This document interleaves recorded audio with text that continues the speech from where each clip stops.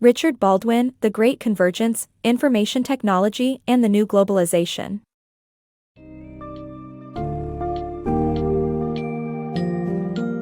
Embark on a fascinating journey through The Great Convergence, Information Technology and the New Globalization by Richard Baldwin as it unfolds the historical trajectory of globalization.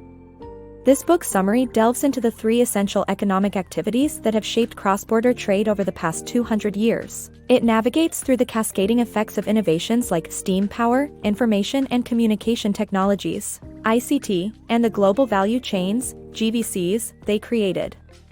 Examine the compelling narrative of globalization's first and second unbundling, which ignited the Great Divergence and eventually led to the transformative Great Convergence.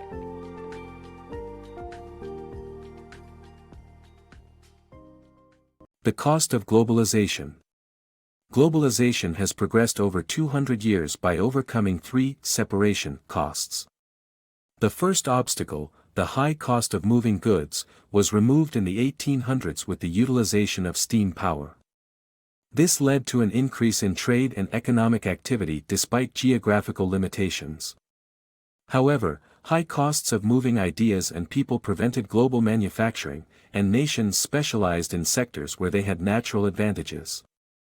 This specialization and the asymmetric paths of trade and industrialization led to wealth concentration in G7 countries, causing a great divergence. Understanding the evolving nature of globalization requires distinguishing among these three separation costs. The book highlights how the cost of globalization is composed of three essential factors that limit the separation of production and consumption in cross-border trade. The progression of globalization over the last 2 centuries has been punctuated by overcoming these separation costs in a cascading manner.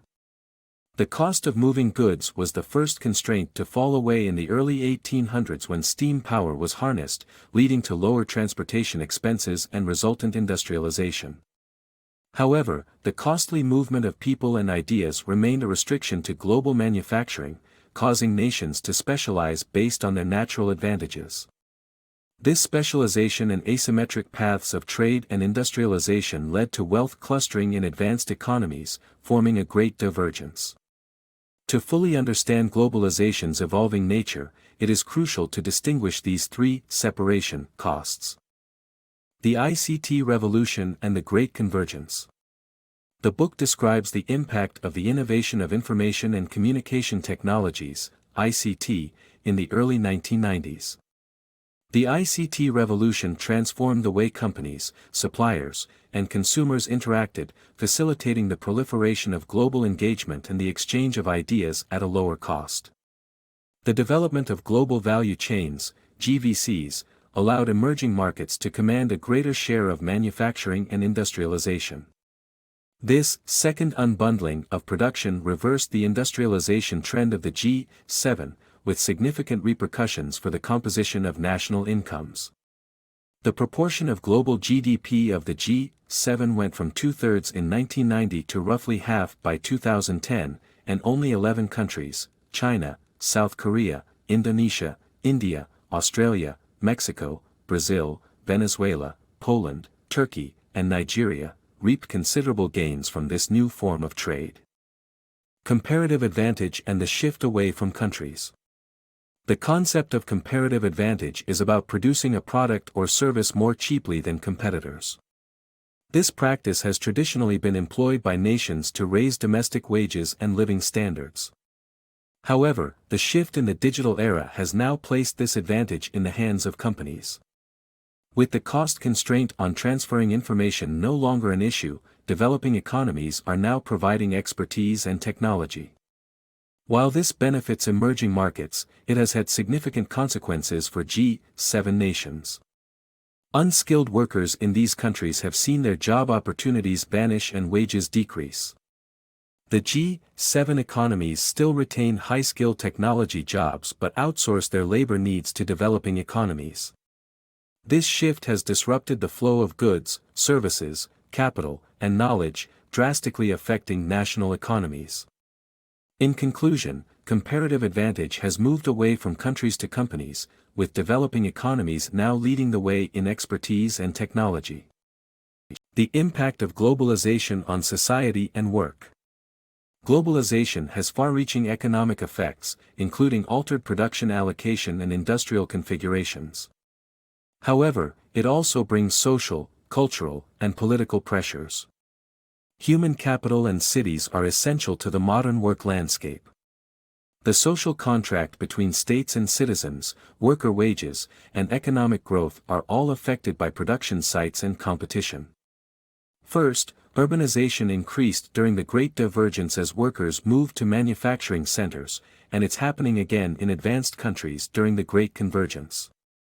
Tech-savvy workers flock to tech hubs, while industrializing emerging economies move to factory sites.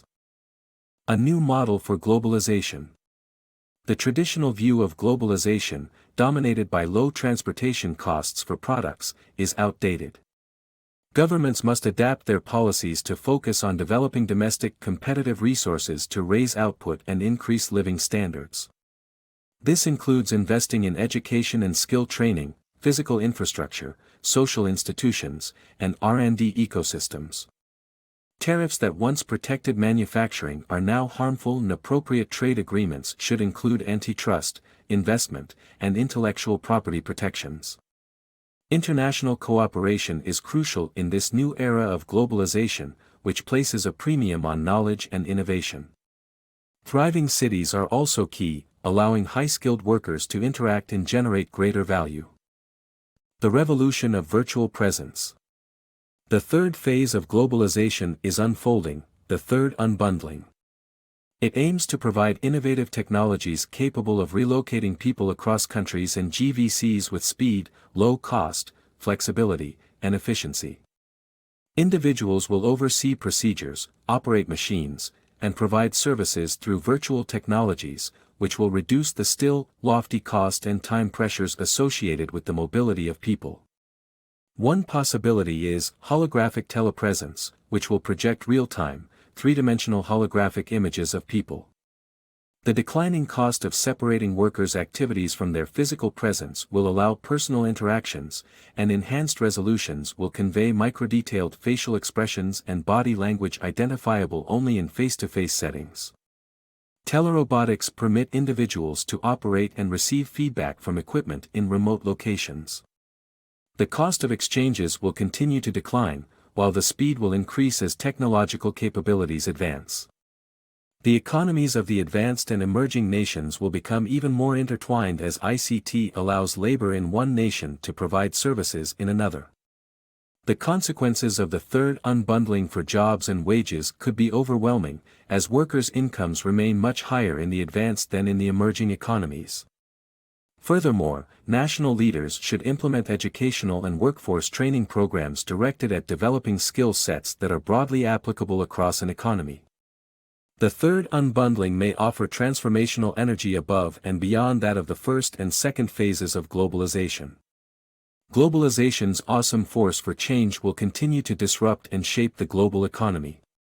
Thus, businesses and government leaders must adapt by planning for these disruptive developments.